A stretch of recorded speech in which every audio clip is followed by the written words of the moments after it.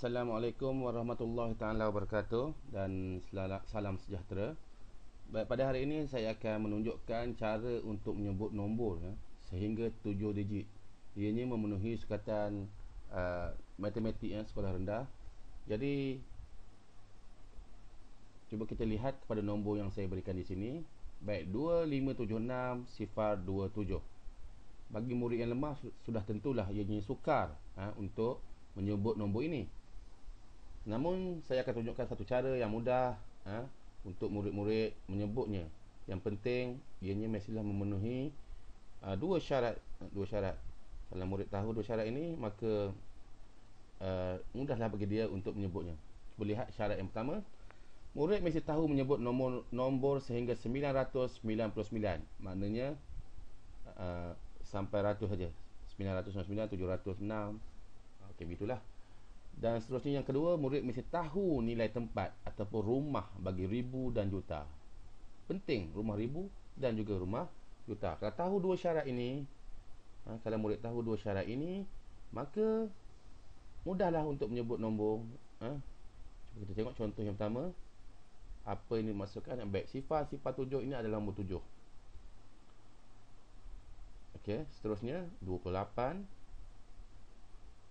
627 829 907. Dan apabila melibatkan 4 digit, apa yang paling penting di sini ialah kita hanya perlu bulatkan 3. Di sebelah kanan ni bermula dengan 3 dan di sebelah kiri, oleh kerana dia ada satulah.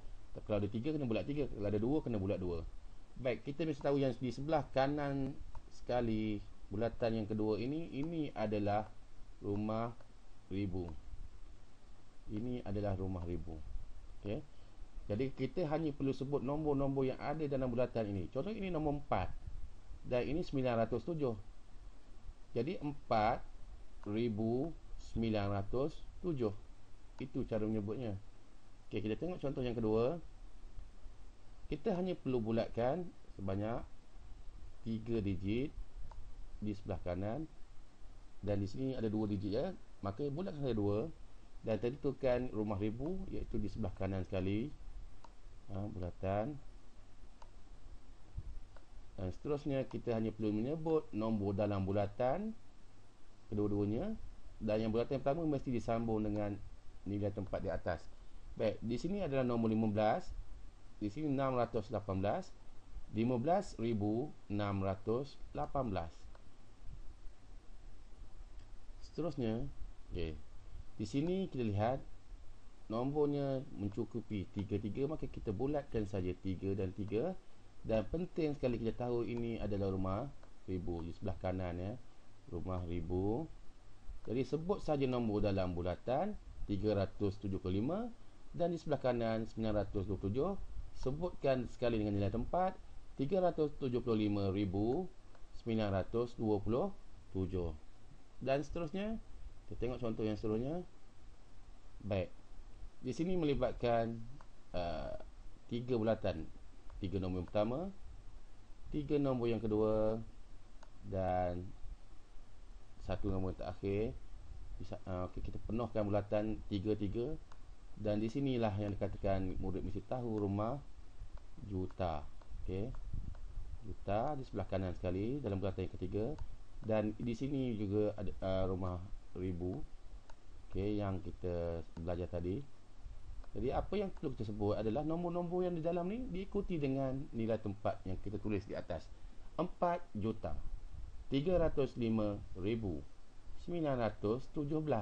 4,305,917. Dan kita cuba lihat contoh yang terakhir.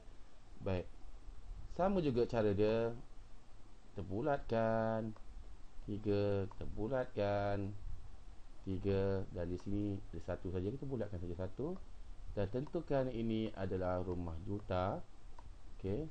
Tahu ini adalah rumah juta.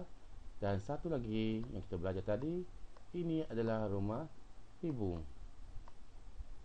Jadi kita hanya perlu sebut apa yang ada dalam bulatan diikuti dengan nilai tempat ataupun rumah di atas. 7 juta. Dalam bulatan yang kedua 15 saja. 15,000. Bulatan yang ketiga 17. Sebut saja 17. Jadi kalau kita cantumkan atau gabungkan kesemuanya, kita akan sebut 7,15,017. Okey, senang saja untuk menyebut. Jadi itu saja pelajaran kita pada hari ini. Sekian, terima kasih.